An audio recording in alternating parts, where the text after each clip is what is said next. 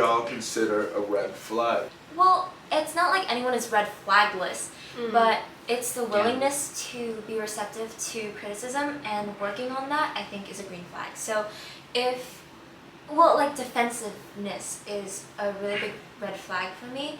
If I say that something bothers me, or I bring up a boundary of mine, and they immediately just tell me that like I can't take a joke, or that I'm being too sensitive, that makes me feel really bad, and I don't like that at all. I've been seeing a lot of scenarios of love bombing. What's love bombing? For the people that don't know. Yeah, so love bombing comes in many different forms, but it is showing you a lot of affection right away, and I still don't know if they're doing it on purpose to try and get you to be like in their control, or get them to be obsessed with you faster. For me is someone that's like too prideful to think that, you know, like sometimes they can be wrong, you know, like when you're talking to them, and you know, it's always like you must see it in their perspective. It's like, or is, you know, or else it's their way or no way. Yeah, it's like their way or no way. For me, I am prideful too, but like, you know, to like an extent, you know, like I feel like I agree. You can be prideful, but you should have like good communication where you like actually like sit there and listen and see what someone else has to say, and then like ultimately decide together, you know, what's good. And what I started doing is like while they're like giving their grievances or whatever the complaints or whatever, you know, what the issues are, I start writing them down, you know, then read them back, say, oh, this is what you said, da da da, how would you like me to fix this, and then how can we go forward from there, you know? Yeah. Makes sense. Makes sense. Yeah. So I think what's good is like just having like calm, not, you know, like without yelling, you know, something that's productive. Civil discussion. Yeah, a civil discussion. How about you, Bob? Mine. She said. The bar so low, there is no bar. No, I'm kidding. everything is green. Everything is green. Just how you act in public, you know, or like, cause like, like I can joke around. You can. I don't care if you like embarrass me or whatever, but it's always like a time and place for something, you know. Or you know, just know how to act in the corporate environments. Carry yourselves respectfully. I think my biggest red flag would probably be, and it's crazy that this is a red flag because I noticed it in myself first. It's the attribute of being like, yo, I don't care too much. Ooh, that like the nonchalant. Yeah, stuff, the nonchalant. Like the nonchalant is fair, you know, in terms of like trying to protect yourself or trying to like not be too open to, you know, new connections. But like if you get into a fight or if you get into a big, you know, misunderstanding, and their like initial reaction is like, yo, I don't really care about this, to be honest. It's like, it doesn't even give you the strength to want to fight for it. Your feelings are like dismissed. It's like, alright, cool, you don't care, I don't care, let's just go. Like that's the biggest red flag.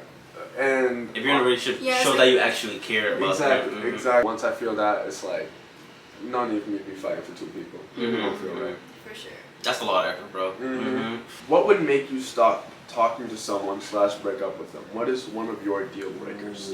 Someone that like follows a bunch of like different girls, like, and they post like inappropriate pictures and stuff like that. Like I don't know, like that's an ick for me. There is that distinction too, because there are some people that follow celebrities because they admire their work or they like them as a person, and that's fine. I think that's fine. Like if some girl was to follow Chris, okay, maybe I won't name names, but there are accounts that specifically post thirst traps. Yeah, like inappropriate pictures. Yeah, like guys and girls. And if you follow them, then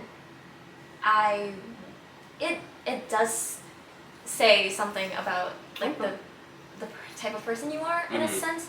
And that is such an ick. I'm sorry. And let me clear this one thing up. It's not based on like insecurity. Like I'm not insecure of you liking inappropriate girls' pictures. It's a matter of respect. Like, what the heck are you doing that for?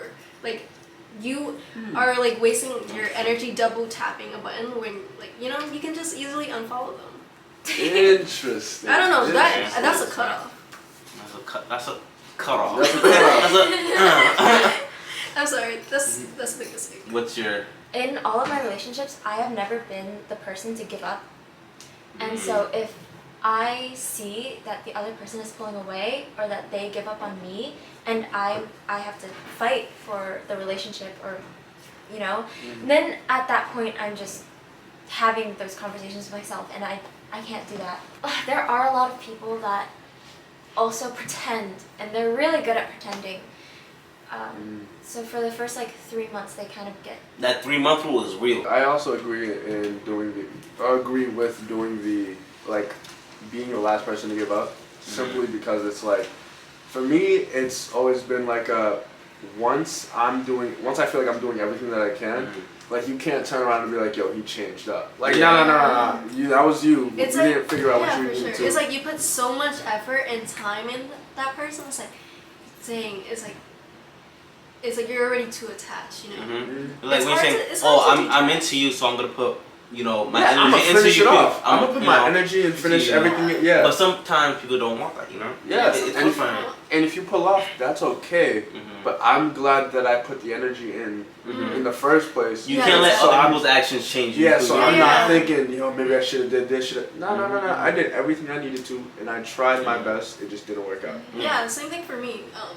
Like I would want to try my best rather than to like regret it later, you know. Exactly. Like even though that decision of like, you know, staying may not be the best, I feel like for me to like trying and then seeing where that leads, and then Okay. But you also got to be able to, like, you know, check. If you're doing that, you have to be able to see them red flags for real. Yeah. You can't just ignore it and Yeah. just be like, yeah, no, but we're going to try to make it work. If something's actually bothering, you got to let it go. What are your cutoffs? Ooh. You already said yours. What was yours? I haven't said mine yet. You said thank you. But No, I still have it. No, but if it's gonna be his red, if it's gonna be his red flags, you know, the bar is on the floor. So No.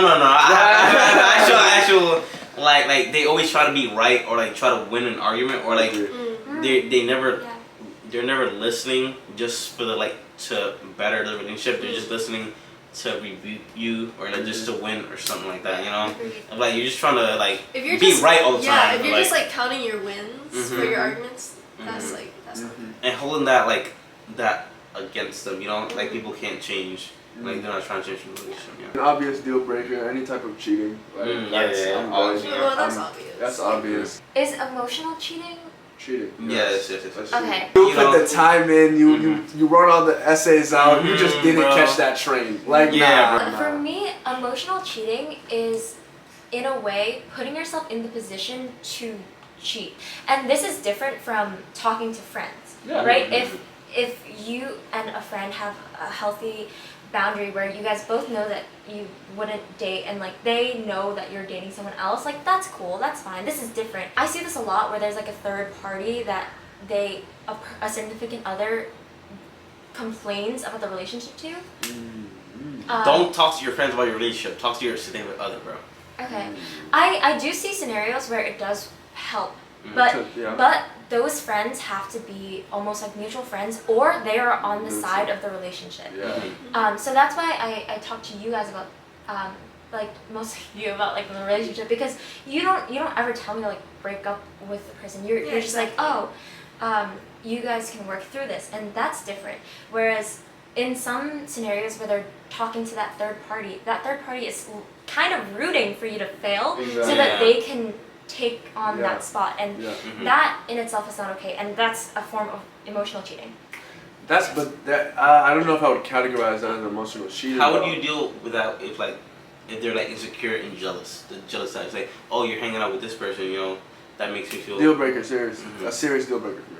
Serious deal like breaker. super insecure, like, oh, you're hanging out with your friends a little bit more than me or whatever, or like this female, but that female was there before she arrived, Like, you know. I feel like If they actually cut off your friends, over. I feel like a good segue of that question would be, let's say you guys are all in a relationship right now, and they ask you to drop everybody in this party. Drop the podcast, bro. Yeah, drop the podcast. You know? Drop the podcast. How you reacted? Personally, She's like, y'all do it.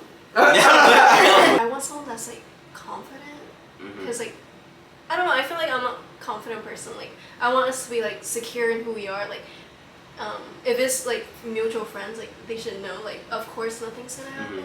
Confident in yourself, that's good, but I'm there's never a time where everyone's completely confident in that's themselves. true. Like being insecure sometimes is fine, but there also needs to be an element of trust in a relationship. And so if they're ever feeling insecure, and their first thought is, oh, I'm not going to talk to this person about my insecurity and try to resolve it, instead, and their mentality is, oh, I'm insecure, you have to drop everyone. I think that there needs to be that conversation first. Like, I think that's guaranteed, right? Because we're all friends, and if my significant other is feeling insecure about it, I'd ask, why are you feeling insecure about it? Is there any way that I can make you feel more confident or more secure in this relationship so that I can continue doing what I love, which is filming videos with you guys and being in that relationship with them? Because I don't want to jeopardize the relationship, but I also am not going to give up who I am to be with you. Exactly. And adding on to that, like, that was really great. If they have like any like questions or whatever, I think it's good to like have that discussion first before jumping to conclusions. Because jumping to conclusions, I feel like at that point is gonna be an attack rather than like a discussion. Like, okay, another question. What if you know, and your significant other knows she's hanging out with a friend that likes them, likes them, but they don't want to break off that relationship because they're friends? I want to be more trusting in that person. But of course, there's like context. When she starts liking him, I feel like the way she is gonna approach him is gonna be different, you know? Like, they have like a motive kind of. But this scenario, like, we both know that she likes my man's. It's different than like me just assuming she likes him, you know? I agree. When they don't like him, you know? I feel like that's two different situations. For me, it's a no. Like, they plot. That's the male best friend type. Yeah, but homeboy has always had that feeling towards his entire bro. time. Like, we do not care, bro. It's I'm okay. Yeah. Like, obviously, and piggybacking off of what you said earlier, like, yes, if I'm assuming that he likes my girl, but I don't have any concrete evidence, then of course you can't really do anything about that. You can just like have that conversation, be like, yo, we should. Have a conversation. How are we gonna move past this? How move past this because I'm feeling weird about it. And that's only if you actually both know. Like, he confessed or she confessed that something. As long as there's that concrete thing there, because then it's like not assumptions. Okay, cool. Last question.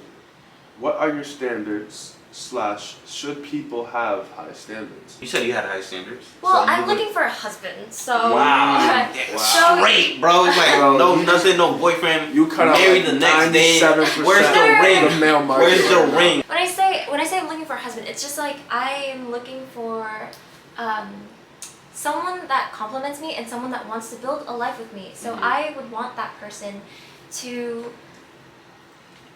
Like that person should be meeting my high standards, right? If I'm gonna build a life with you, you're gonna be with me forever, you know. So should you tell all your standards right away, or should you like hold some back? You know, get to them first. Because I think like if your standards are too high, you'll never meet somebody that will meet all of them. You know. I mean, there's I want to say that there's like exceptions, but. People that There's always exceptions. If you like the person, like all those shit goes out the window. All that goes out the window. I feel like there's some things that are like a must for you, and those things are unexcusable. But like I don't know, if you're not the most attractive, like that's not the end of the world for me. I don't even see that. Anyways, I agree with what you were saying about having high standards for somebody who you're gonna be with, you know, your entire life.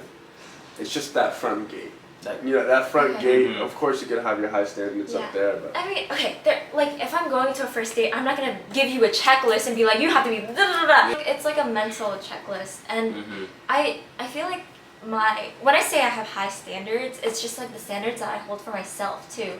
So if I'm able to do it, my significant other should be able to do it too. You're kind of putting expectations on them that, you know, they can't meet. So that, because they're not going to be the same person as you, you know?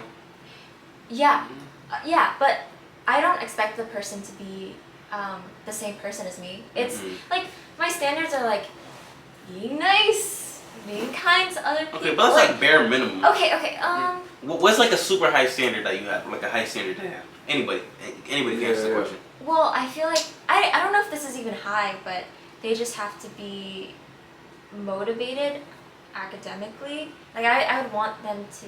Let's say after college, or whatever. You know? Yeah, like real world stuff. You know, things happening. Let's say you guys live together. You know.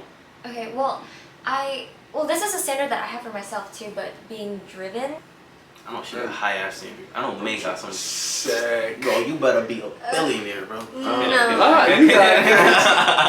I'm Nah, kidding. you don't gotta be rich. You just, like that said, you gotta be driven. Like, willing to like improve yourself, because I feel like there's so much to learn, and there's so much to do. Like being able to like elevate to the next level. It doesn't matter like how it takes you a while, but just putting in that effort to elevate. For me, like I like to get things done. Like I want someone that's like, if they have like, I don't know, an appointment to go to or a meeting, like they get it done rather than like keep setting it off and setting it off. Interesting. I know, but they're like maybe like some like lazy days, you know, but but don't be like too lazy where you get too comfortable in a position that you feel like, oh, that's the best I could do. I'd say for my standards, it's less like what they do and more the standard of what I'll accept, really. If we're doing something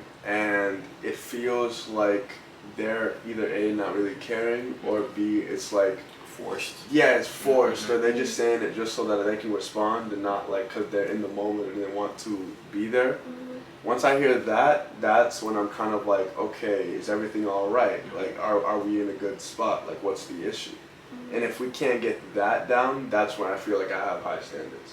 Where I'm like, okay, I'm not gonna be here if it's just you're sitting here floating through and I'm like trying to do everything that I'm supposed to be doing and I feel like I want to do. And the other person is just, it's not 50-50. Yeah, like adding on to that is like, because after, you know, college and all that, like we're all gonna be busy, you know.